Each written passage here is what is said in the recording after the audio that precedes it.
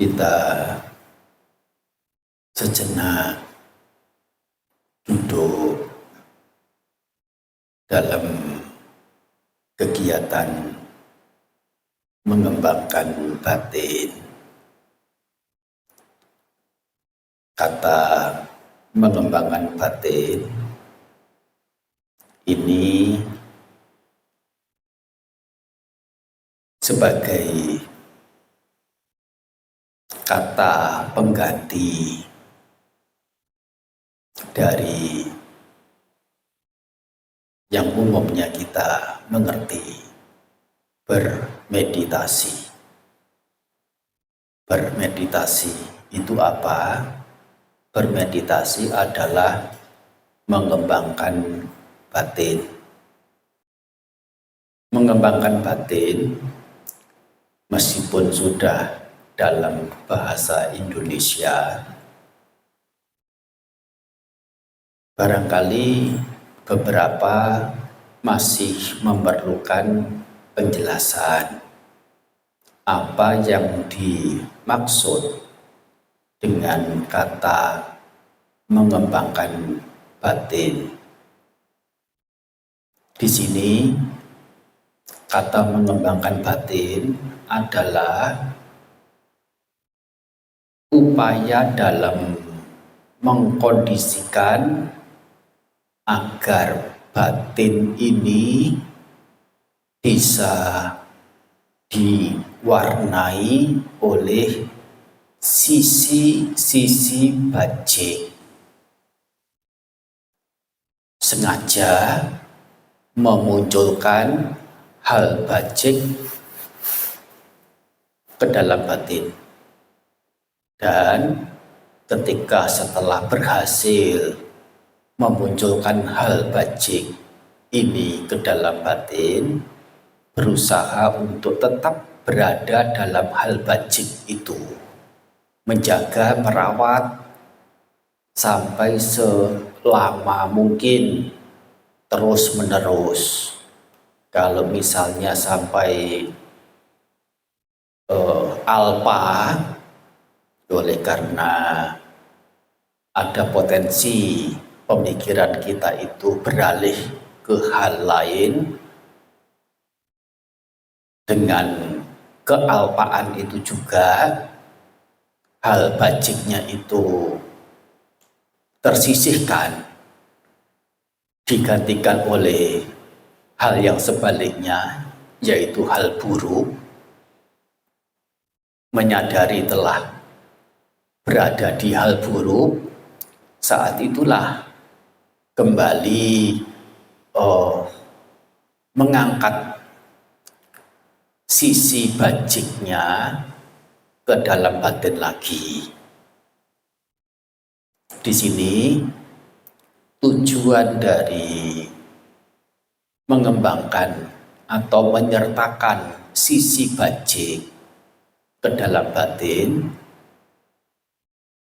ada dua sisi, yaitu bahwa dengan munculnya hal bajik, hal baik, hal mulia, termasuk hal-hal yang bijaksana, batin setidaknya akan mendapati ketenangan, keredaman, ketentraman, bebas dari rasa takut, rasa cemas, rasa khawatir, termasuk rasa kecewa. Ini adalah tujuan satu sisi memunculkan hal bajik. Tidak lain adalah mendapatkan ketenangan yang Sang Buddha memberitahu kita bahwa yang disebut kebahagiaan itu selain dari ketenangan tidak ada. Ini kata-kata bijaksana dari sosok yang bijaksana. Meskipun kebanyakan dunia bergumul dengan kebahagiaan-kebahagiaan ala mereka, cara mereka, dengan mengumpulkan harta, berharap bahagia, dengan membangun kepercayaan di mata publik, mendapat kepercayaan, bisa bahagia. Harapannya dengan membangun ketenaran, kekuasaan, pengakuan, harapannya adalah bahagia dan satu sama lain saling melihat, oh itu mencapai tingkatan yang sudah demikian, semestinya sudah mencapai kebahagiaan. Dari sisi-sisi tertentu yang orang yang dilihat itu upayakan untuk capai. Nah, sepintas dari luar tampak sudah tercapai, semestinya bahagia. Tetapi kalaupun kebahagiaan itu memungkinkan dicapai oleh mereka, kebahagiaan yang dihasilkan dari upaya-upaya sebagaimana dicontohkan tadi, dengan mengumpulkan harta yang lebih banyak lagi, membangun kekuasaan, membangun ketenaran, membangun pengaruh, membangun pengakuan. Jangankan mereka yang belum merasa berhasil, mereka yang sudah merasa berhasil saja, kebahagiaan yang didapat itu tidak murni berupa kebahagiaan. Selain karena memang punya ciri tidak kekal, kebahagiaan itu artinya berlangsungnya hanya rentang waktu tertentu, ada menurunnya, ada merosotnya, dan ketika tiba waktunya, apa yang dicapai itu merosot, turun, hilang, pergi darinya, akan memunculkan kekecewaan. Kekecewaan itu sesuatu yang tidak menyenangkan, dan sesuatu yang tidak menyenangkan itu boleh di sini disebut sebagai penderitaan. Itu jika kebahagiaan yang orang capai mendatangkan risiko penderitaan, apakah kebahagiaan itu masih boleh disebut bahagia? Atau sesungguhnya sedang meronta?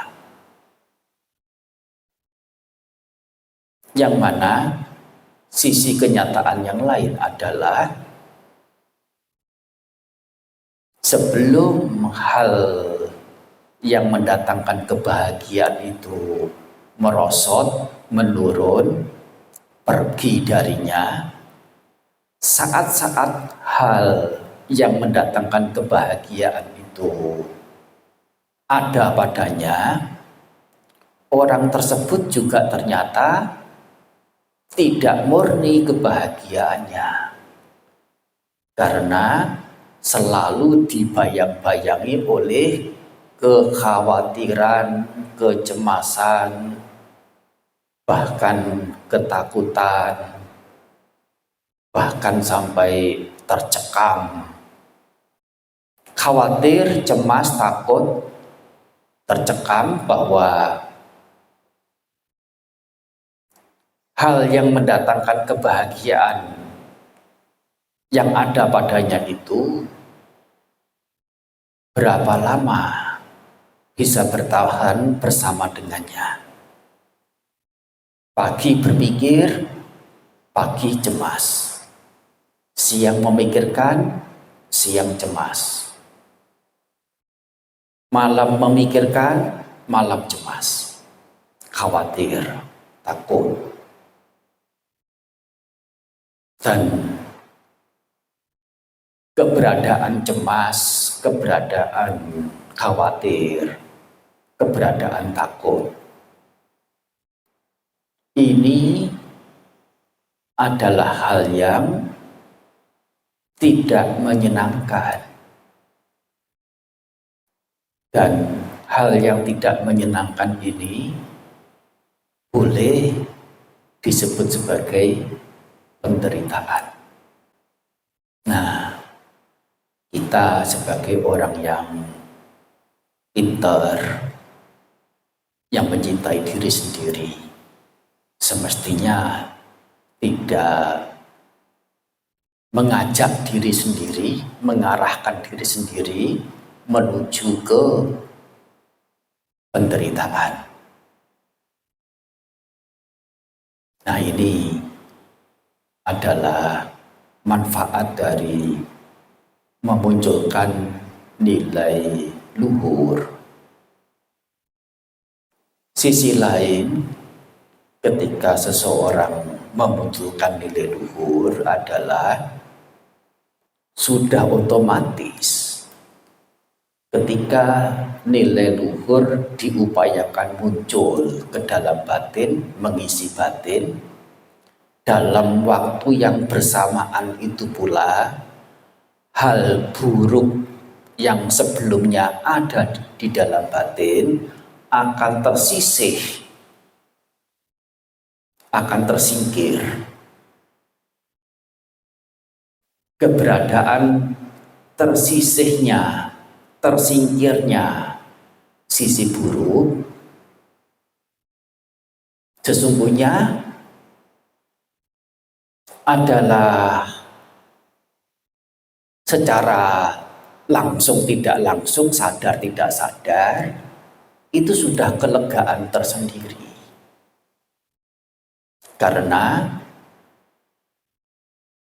ketika batin pikiran dikuasai oleh sisi buruk, batin sedang berada dalam keadaan tertekan, keadaan terhimpit.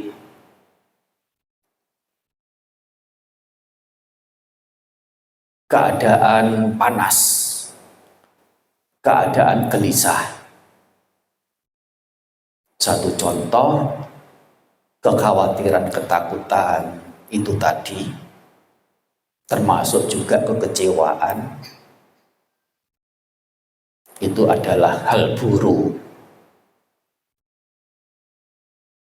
yang ada di dalam batin, yang mana itu adalah warna dari ketidaksukaan. Jadi karena ketidaksukaan ini muncul rasa cemas, muncul rasa takut, muncul rasa khawatir. Ketidaksukaan ini bagaimana? Yaitu ketidaksukaan tentang hal yang mendatangkan kebahagiaan bagi diri itu, bagaimana supaya ya tidak lepas dari genggamannya. Dari satu sisi yang lain, orang yang bersangkutan juga menyadari bahwa keberpisahan dengan hal yang menyenangkan yang telah dicapai, yang telah didapat itu sangat-sangat memungkinkan dan memungkinkan kapan saja. Nah, ketidaksukaan berpisah dari hal menyenangkan yang telah dicapai itulah yang disebut dengan ketidaksukaan, kebencian. Apalagi kalau kebencian ini datang secara murni, membenci keadaan, membenci suasana, membenci hewan-hewan tertentu, membenci orang-orang tertentu, termasuk tidak jarang membenci diri sendiri. Kebencian ini begitu muncul ke dalam batin siapapun, entah itu biku atau bukan biku, upasaka upasika, entah kaya ataupun miskin, entah mereka itu bangsawan atau rakyat jelata, tidak peduli. Begitu kebencian muncul di batin orang tersebut, saat itu pula kebencian itu akan merusak batin orang itu. Saat kebencian muncul, bagaimana? Batin menjadi panas, batin menjadi tegang, sesak, gelisah. Itu keberadaan kebencian. Memberikan efek langsung sedemikian rupa. Dan itulah yang disebut dengan batin yang rusak. Yang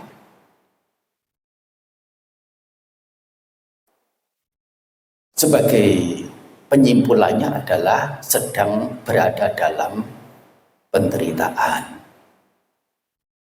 Nah, ini contoh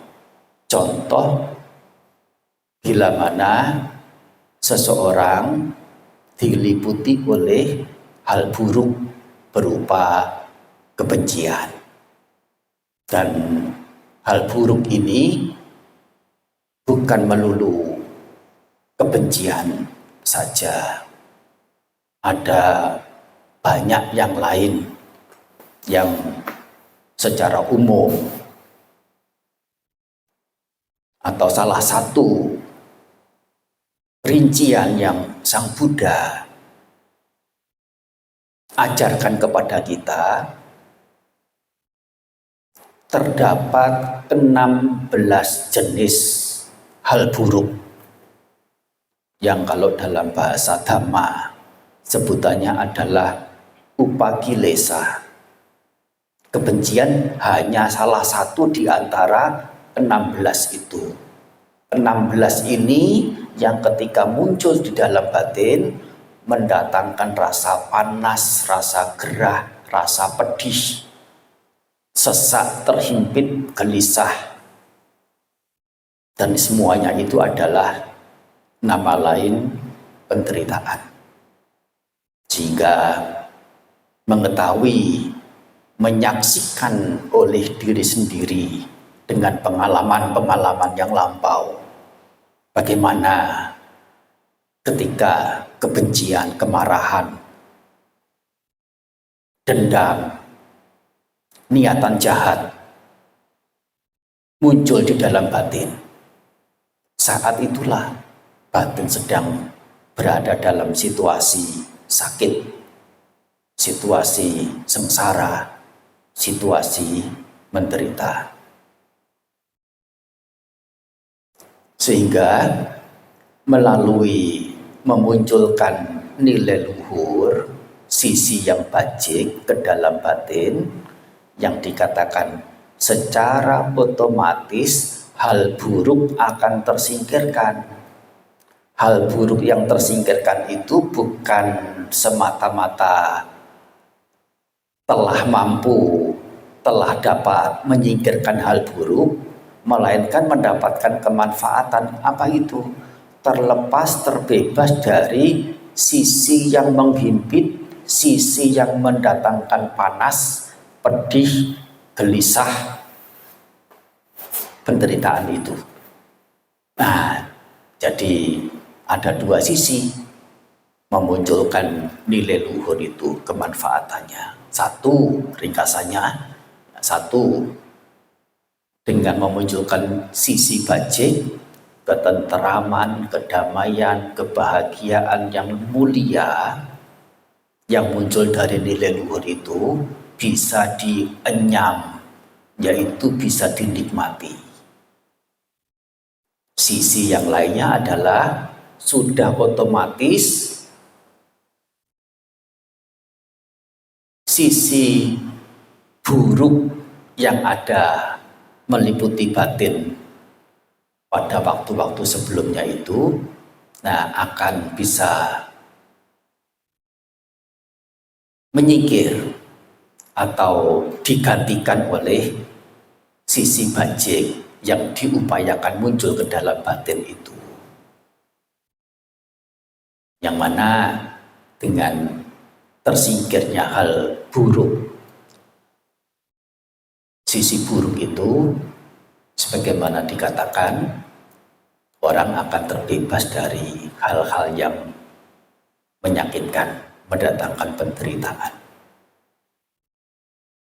Ini adalah tentang mengapa bermeditasi, atau apa sih yang disebut dengan bermeditasi, yang kalau diterjemahkan ke dalam bahasa Indonesia, apakah yang dimaksud dengan mengembangkan batin? Jadi paham ya, mengembangkan batin itu terjemahan dari bermeditasi.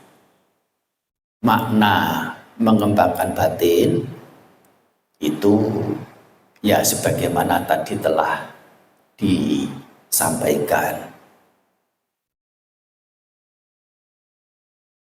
Kita telah berada dalam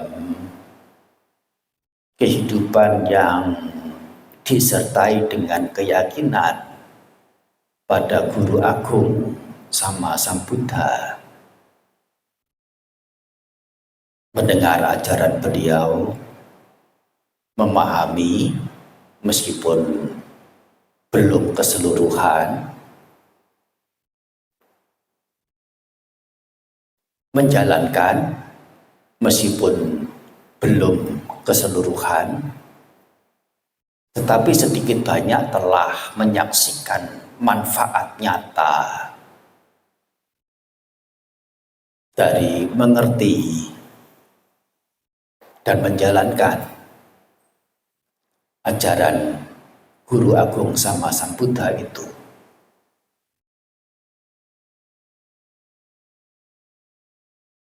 Kita ingin bahagia, itu sudah pasti. Yang ingin bahagia apakah hanya kita saja? Kita tahu jawabannya. Tidak. Orang-orang lain, bahkan hewan pun ingin bahagia. Orang-orang lain di luaran sana, bagaimana mereka banting tulang sekadar untuk bisa makan besok. Yang dalam rangka mencari penghidupan itu, tidak jarang mereka harus bertengkar, setidaknya berlomba dengan yang lain. Terjadi juga saling berebut, saling mematikan celah, mematikan kesempatan yang lainnya. untuk tujuan setidaknya supaya kesempatan diri ini dapat diraih, diri sendiri bisa mendapatkan kesempatan. Kalau bisa seorang saja, yang lain tidak usah.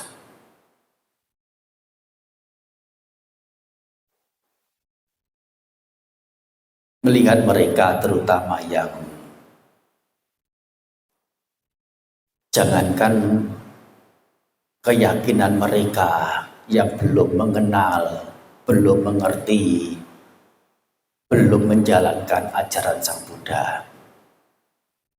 Untuk mereka yang punya taraf hidup secara lahiriah, kebutuhan pokok tercukupi, kebutuhan sekunder tercukupi, seperti kita-kita ini, mereka belum bisa mencapai.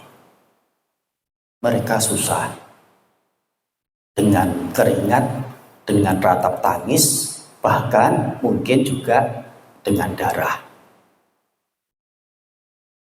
Mereka menderita dan sebagaimana di awal dikatakan, mereka ingin bahagia. Seperti halnya kita juga.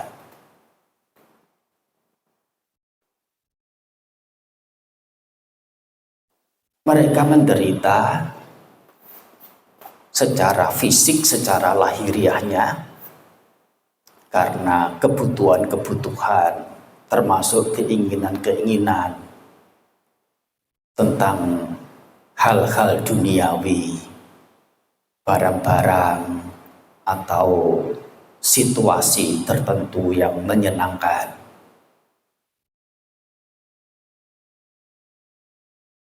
Belum bisa mereka capai secara memuaskan, bahkan jauh dari memuaskan. Kita yang sesungguhnya kalau dibanding dengan mereka yang di bawah kita secara ekonomi, secara kesejahteraan lahiriah, sesungguhnya mestinya kita sudah bisa bahagia. Boleh dikatakan sudah boleh berbahagia. Tetapi mengapa kita masih membutuhkan ajaran Sang Buddha? Oleh karena ternyata melulu kecukupan pada sisi materi, sisi lahiriah, dicintai, disenangi, diperhatikan, disanjung, diakui, diterima, itu adalah hal-hal duniawi. Meskipun itu dalam tahapan tertentu kita sudah mendapatkan, ternyata kita masih merasa ada sesuatu yang kurang. Masih ada keresahan, masih ada kegundahan, masih ada kegaduhan di dalam batin. Kegaduhan ini mendatangkan kekacauan. Kacau ya, itu menjadi pusing, menjadi pening, menjadi terhimpit oleh kegaduhan itu. Hati menjadi sakit juga. Meskipun secara materi, secara duniawi, kita hari ini jauh lebih baik dari mereka yang jauh di bawah kita. Tapi ternyata kebahagiaan kita rasanya belum pada titik idealnya.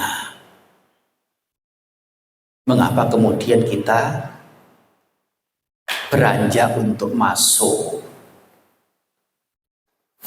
mengetahui, mengerti ajaran Guru Agung sama Sang Buddha, mempraktekkan sejauh mampu, sejauh kuat. Kita membutuhkan sesuatu yang lebih. dari sekedar sisi lahiriah dalam hidup. Betapa beruntungnya kita secara lahiriah sudah jauh lebih baik daripada mereka-mereka yang jauh di bawah kita. Secara batiniah, pengetahuan tentang ajaran bijaksana, ajaran yang mendatangkan membawa ketenangan, sudah kita ketahui, sudah kita pelajari, sudah kita mengerti, beberapa sudah kita jalankan, kita praktekkan, hasil nyata dari praktik itu juga kita rasakan. Sehingga ketika balik melihat mereka, jangankan sisi batiniah, mendapatkan kedamaian, ketenangan sesuai dengan ya bagaimana Sang Buddha punya ajaran. Untuk mendapatkan kesenangan secara indriawi, secara lahiriah, kebutuhan tercukupi saja, mereka masih belepotan. Mereka masih kesusahan. Betapa menderitanya mereka. Dan ternyata mereka-mereka yang menderita itu dalam sisi lahiriah itu bukan mereka yang hartanya jauh lebih sedikit daripada kita. Ternyata juga terjadi kepada mereka yang hartanya 10 kali, 100 kali, 1000 kali lebih banyak daripada kita.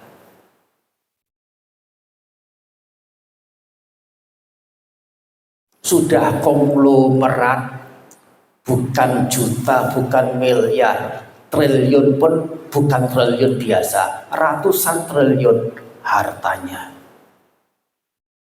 Untuk apa sih? Kalau hidup itu paling banter, paling lama 100 tahun. Untuk anak cucu, ya sudah lebih-lebih. Sekian miliar ya cukup untuk hidup anak cucu, apalagi ratusan triliun. Apa yang mereka lakukan adalah terus mencari, terus belum puas, lebih tinggi lagi, lebih banyak lagi, kejar lagi, bahkan dengan cara-cara yang tidak terpuji melakukan keburukan, terus mengejar, terus mencari, berupaya.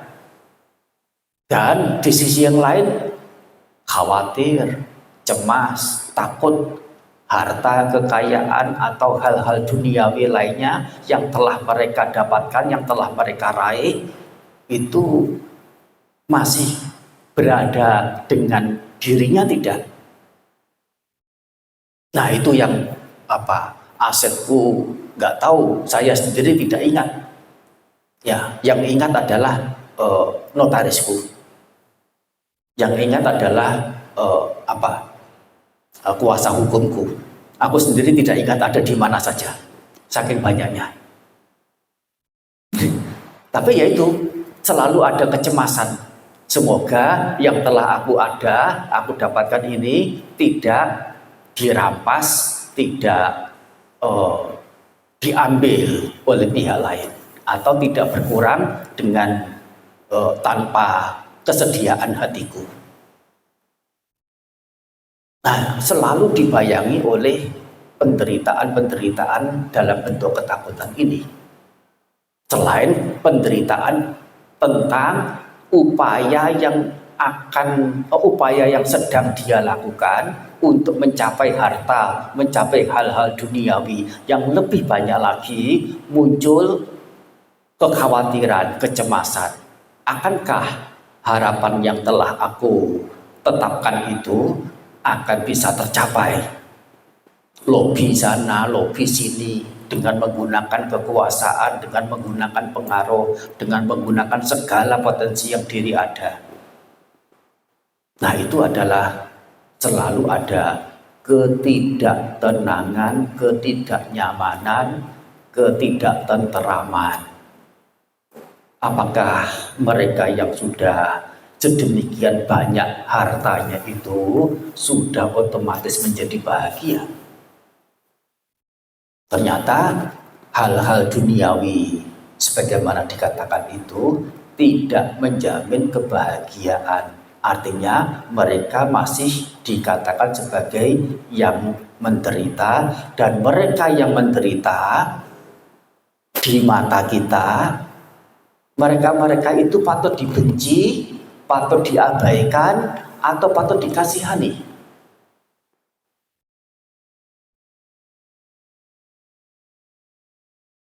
Kasihan mereka yang kekurangan secara materi, dan kasihan mereka terlebih kekurangan dari sisi nilai-nilai bajik, nilai-nilai bijaksana yang semestinya bisa mendapatkan, seperti halnya aku telah mendapatkan melalui mengetahui ajaran Guru Agung Sama Sang Buddha. Oleh karena itu, dalam kita mengembangkan batin, kita mengarahkan batin kita ini kepada mereka-mereka yang sesungguhnya menderita. Menderita bukan hanya karena sedikit harta, tetapi juga menderita karena banyak harta. Menderitanya bukan karena berapa jumlah hartanya, melainkan menderita karena situasi batin yang dicekam oleh ketakutan, kekhawatiran, kecemasan, kebencian, kemarahan, keserakahan, dan lain. Sifatnya adalah batiniah. Nah, mereka-mereka yang menderita inilah sebagai objek-objek yang kita arah dengan berharap di dalam batin, semoga mereka-mereka yang menderita itu selekasnya mendapatkan kebahagiaan, yaitu mendapatkan jalan yang benar, cara bahagia tidak lain adalah cara mendapatkan kedamaian. Sebagaimana aku, meskipun belum keseluruhan, belum total mencapai apa yang Sang Buddha ajarkan, untuk dicapai setidaknya dalam tingkatan tertentu aku telah mengerti, sebagian telah aku pahami, sebagian telah aku praktekkan, sebagian telah bisa memberikan hasil nyata bagiku. Kita tujukan, kita arahkan perhatian kita kepada sosok-sosok mereka, siapapun di luaran sana. Nah, ini disebut dengan mengembangkan cinta kasih.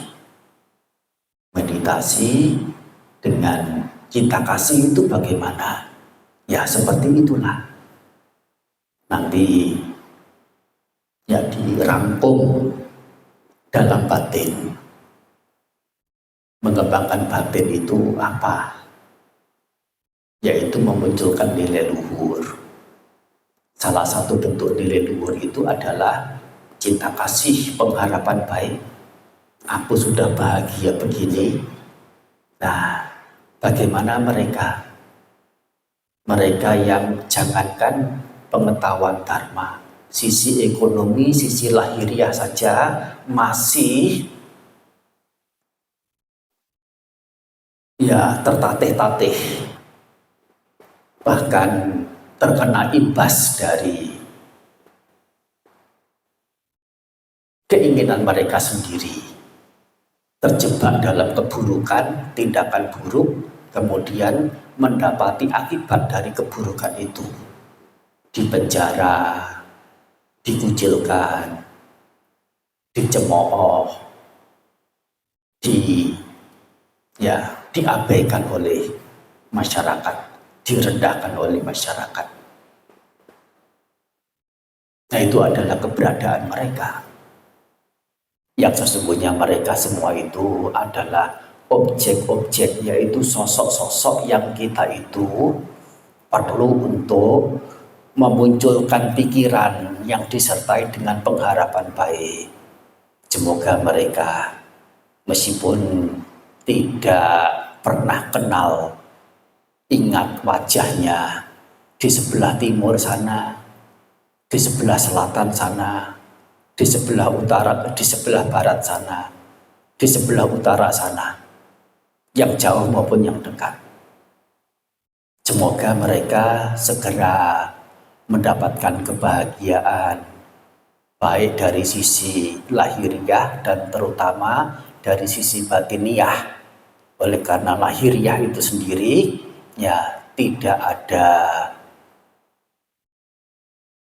garis merah yang jelas sampai pada nominal berapa kebahagiaan itu bisa nyata dirasakan secara memuaskan total.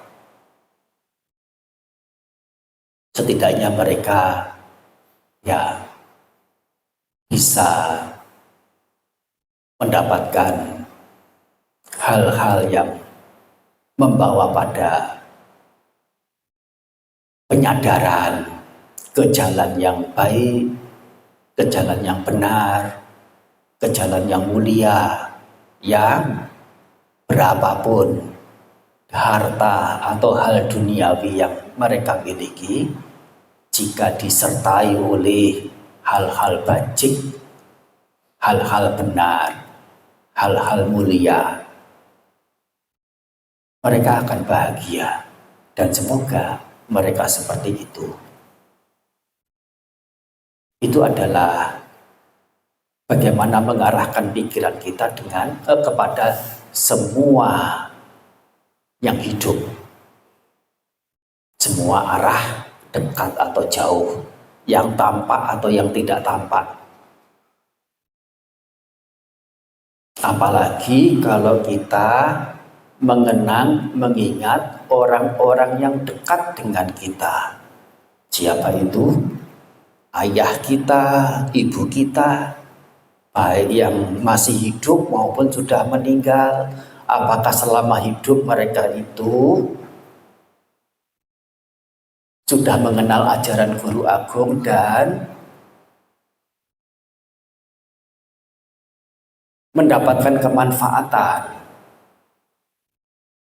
dari pengetahuan dan praktiknya itu?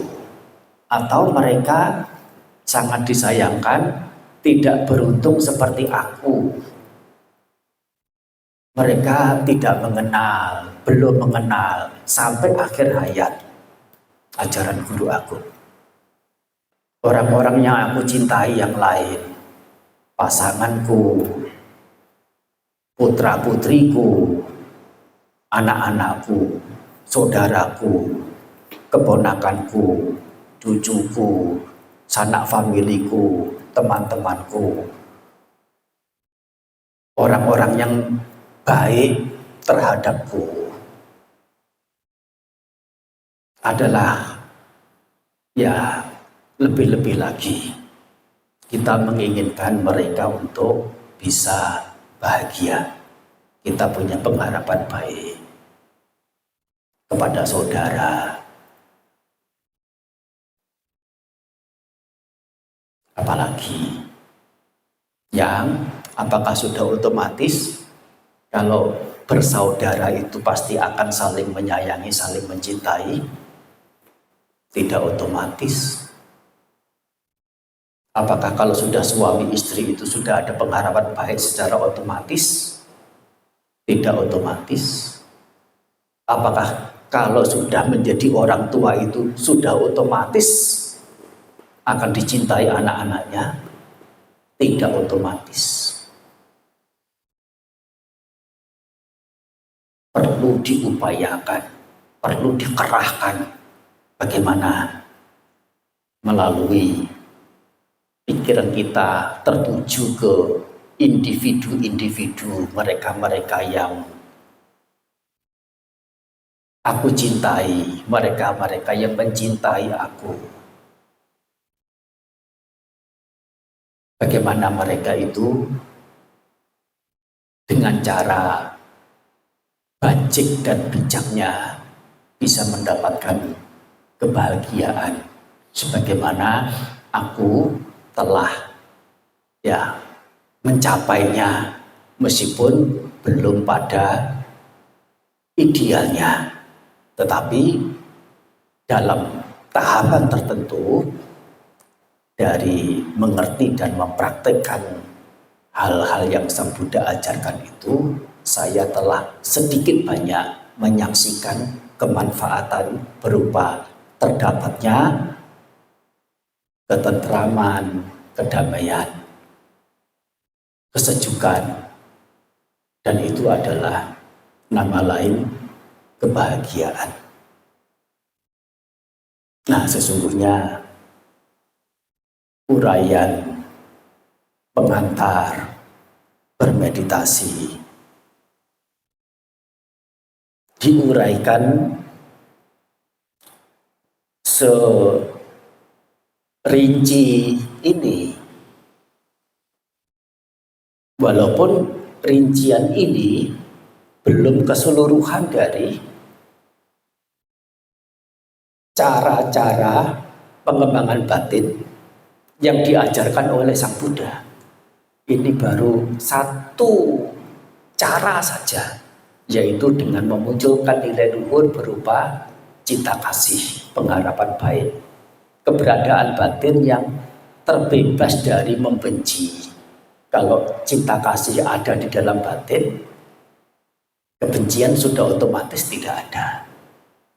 Terlepas dari sosok yang kita tuju agar terbebas dari penderitaan, mendapatkan kebahagiaan, mereka sungguh akan bahagia atau tidak dengan diri kita memunculkan sisi pengharapan baik, cinta kasih kita kepada mereka.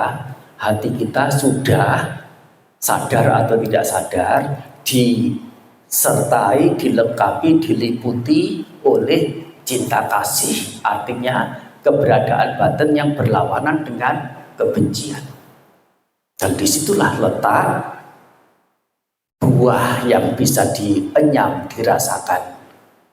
Hasil dari menyertakan cinta kasih, pengharapan baik kepada siapapun di luaran sana. Dampaknya adalah hati kita redam, hati kita tenang, hati kita tentram, hati kita damai. Dan kedamaian, ketenangan, Sang Buddha sebut sebagai kebahagiaan yang sesungguhnya. Tidak ada kebahagiaan selain dari ketenangan. Nah, ini uraian bermeditasi, pengantar bermeditasi, sekaligus juga uraian dharmanya dalam kesempatan upacara Uposatha malam hari ini. Dari uraian tadi panjang lebar 5 menit ya, duduk untuk mencoba, masih segar, masih fresh apa yang kita mengerti tadi itu. Gimana sih memancarkan cinta kasih, mengembangkan cinta kasih. Nah, kita memulai dengan duduk yang tegak tetapi tidak tegang. Perhatian kita arahkan kepada siapapun yang dekat, yang jauh. Baik dekat secara tempat maupun dekat secara hati. Yang tampak maupun yang tidak tampak. Orang yang membenci kita, orang yang mencintai kita, atau orang yang membenci kita sekalipun. Pengharapan baik kita pancarkan kepada mereka semua. Berharap mereka mendapatkan jalan terang, mencapai kebahagiaan secara bijaksananya. Mulai dari orang yang paling dekat, keluarga di rumah, sampai sanak famili, sampai teman, sahabat, orang-orang yang berjasa, termasuk sampai ke siapapun tanpa kecuali para dewa, manusia, Brahma, termasuk satwa-satwa yang di alam sengsara menderita. Semuanya menjadi objek dalam pengembangan batin yang kita praktikkan ini. Ya, silakan.